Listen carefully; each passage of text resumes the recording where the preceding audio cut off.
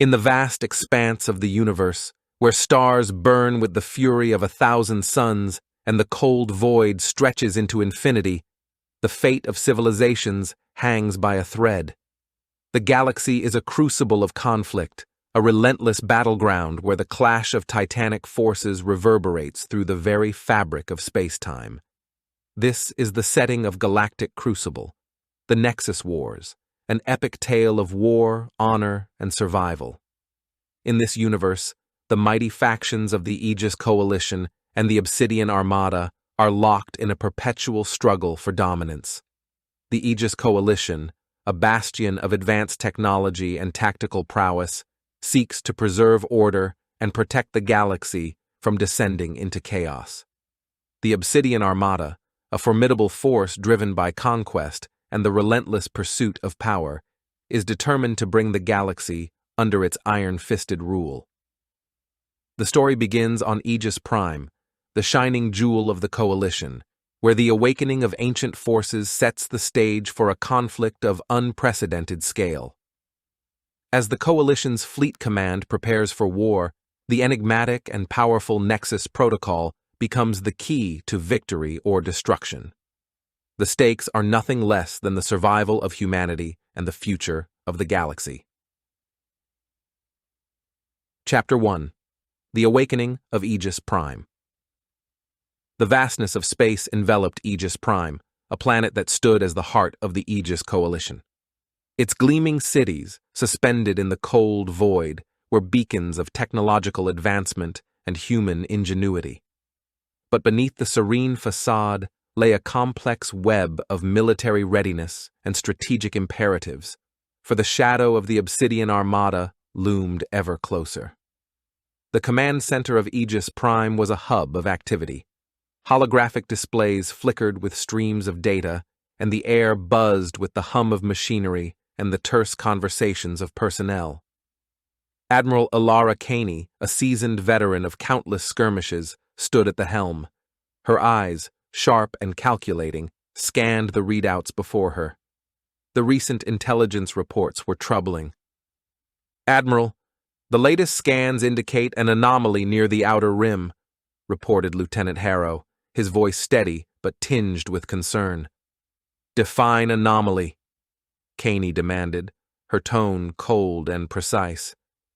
"An energy signature unlike anything we've encountered before. It matches no known configuration in our database." Caney's brow furrowed. The galaxy was rife with mysteries, but anomalies often preceded trouble. "Initiate a deep scan. I want all available data on my desk within the hour. And alert the fleet commanders. We may need to mobilize." As the command center sprang into action, Caney turned her attention to the holographic projection of the galaxy. The Aegis Coalition's territory was marked in blue, a vast expanse of space that had been hard fought to protect. In stark contrast, the regions under the control of the Obsidian Armada glowed a menacing red. The lines of engagement were clear, but the balance of power was fragile. Meanwhile, in the shadowy recesses of Obsidian Prime, the heart of the Armada, Grand Marshal Tiberius Voss studied his own strategic maps. His ambition was as boundless as the void, and the discovery of the Nexus protocol had ignited a new fervor within the Armada's ranks. The protocol was a relic of the ancients, a key to untold power, and Voss was determined to wield it. "Marshal, our scouts have detected increased activity on Aegis Prime. The Coalition is on high alert," reported Commander Veld, his tone deferential. "Good. Let them scurry like ants," Voss replied, his voice a low growl. "Their fear will be their undoing. Prepare the fleet. We move on Epsilon 7 at dawn."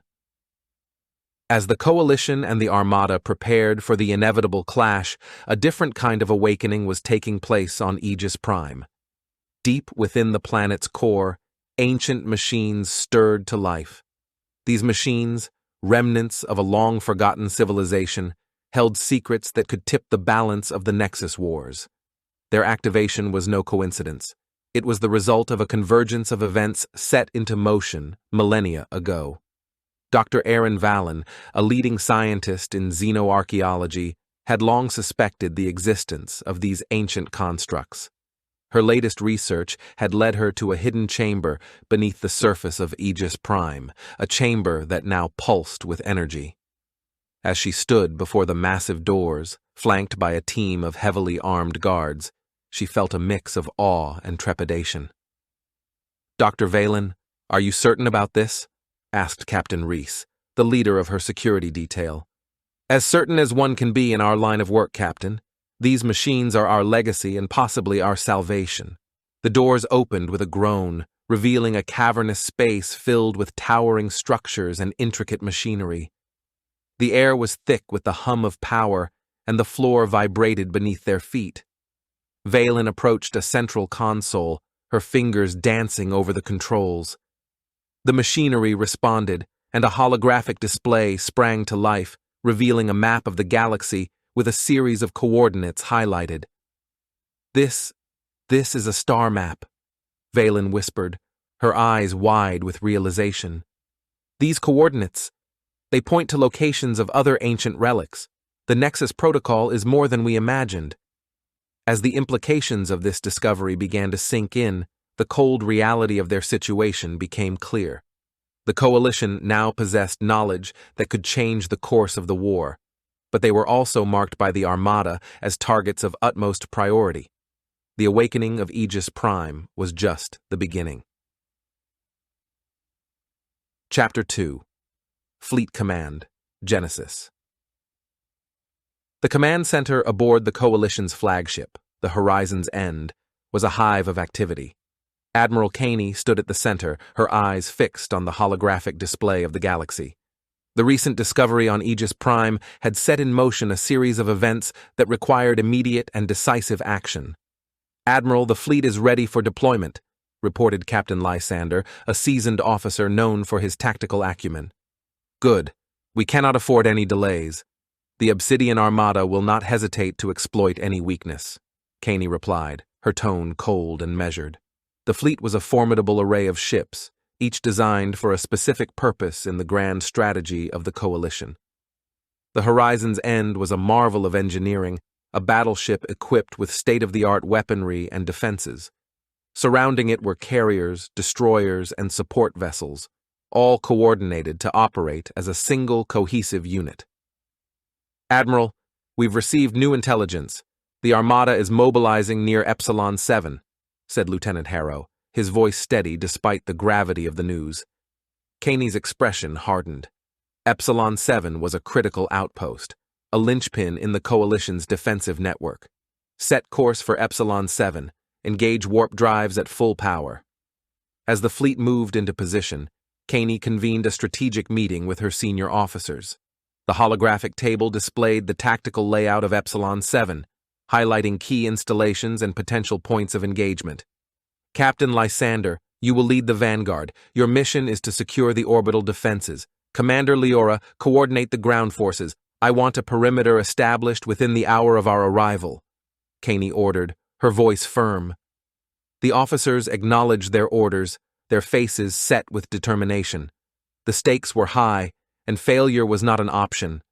The fleet's warp engines roared to life, propelling the ships through the void at unimaginable speeds. The journey to Epsilon 7 was tense, each moment bringing them closer to a confrontation that could shape the future of the Nexus wars.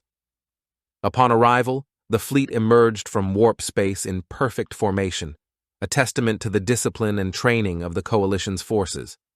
Epsilon 7 loomed ahead, a planet with strategic value due to its advanced sensor arrays and defensive turrets.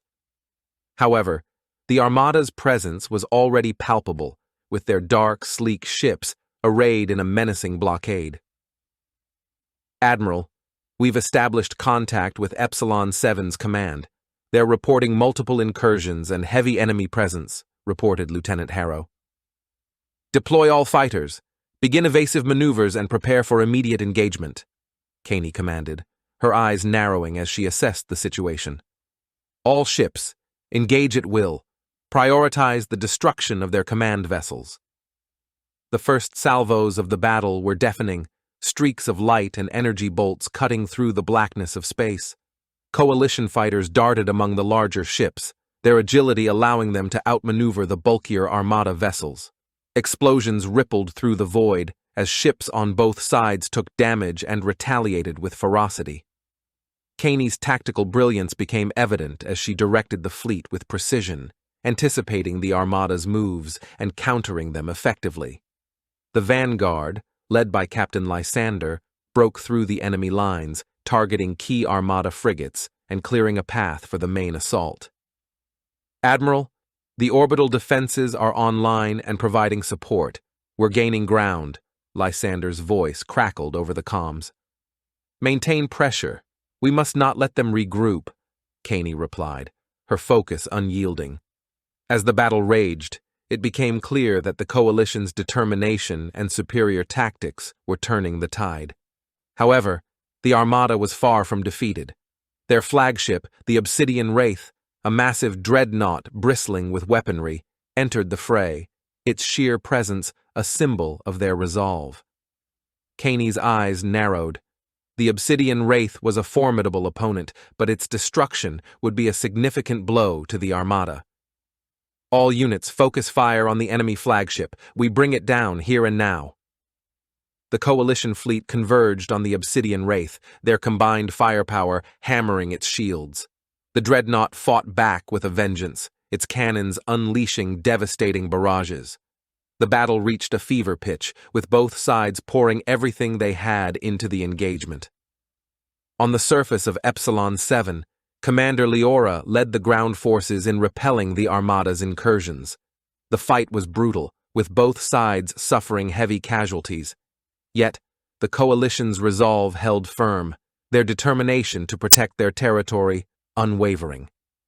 In the end, it was the coalition's strategic coordination and relentless assault that proved decisive. The Obsidian Wraith's shields failed, and a concentrated volley from the horizon's end pierced its hull, triggering a series of catastrophic explosions. The dreadnought was consumed in a fiery inferno, a testament to the coalition's victory. As the remnants of the Armada fleet retreated, Admiral Kaney allowed herself a moment of grim satisfaction. The battle for Epsilon 7 was won, but the Nexus wars were far from over. The coalition had proven their strength, but the road ahead would be long and fraught with peril. "Admiral, we've secured the sector. What are your orders?" asked Captain Lysander, his voice filled with respect and determination. Kaney looked out at the battlefield, now littered with the wreckage of ships and the debris of war. "Begin recovery operations and prepare for the next engagement. The Nexus protocol must be protected at all costs. We've won this battle, but the war continues." As the fleet regrouped and began the arduous task of rebuilding and preparing for the next confrontation, the significance of their victory resonated through the ranks. The coalition had faced the might of the Obsidian Armada and emerged victorious, but the true test of their resolve and strength was yet to come. The Nexus Wars had only just begun,